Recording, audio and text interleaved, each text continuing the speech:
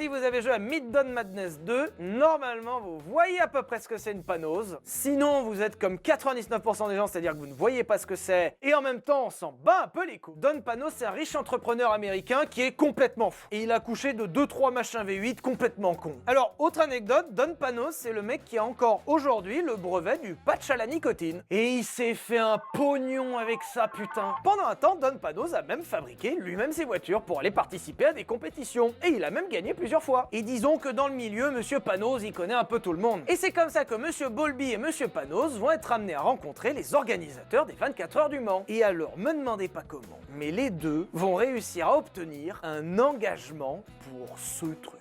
Je sais pas ce qu'ils se sont racontés dans la réunion, je pense que c'était à base d'armes à feu sur la tempe parce que je vois pas comment tu peux homologuer un machin comme ça en compétition, mais c'est passé. Je pense qu'ils sont arrivés avec un PowerPoint avec ça, en disant "Hello friend, we want to race this thing. Do you want? It's a vélo wheels, hein? The same of the Decathlon en bas." Don Panos et Ben Bowlby obtiendront en 2012 un engagement pour le projet Delta Wing. Genre l'organisateur des 24 heures du Mans a considéré que ça, c'était ok pour participer. On va le voir juste après que c'est une idée de merde, mais Ben, il a quand même un sacré papier dans la main. Ben a quand même obtenu une place sur la grille, ce qui en vrai est pas facile à avoir. Et c'est comme ça que le projet Delta Wing va arriver sur le bureau de Nissan. Nissan, ils étaient un peu traumatisés par les 24 heures du Mans parce qu'ils ont essayé de prendre les mêmes recettes que les autres et ils sont jamais arrivés à faire aussi bien. Et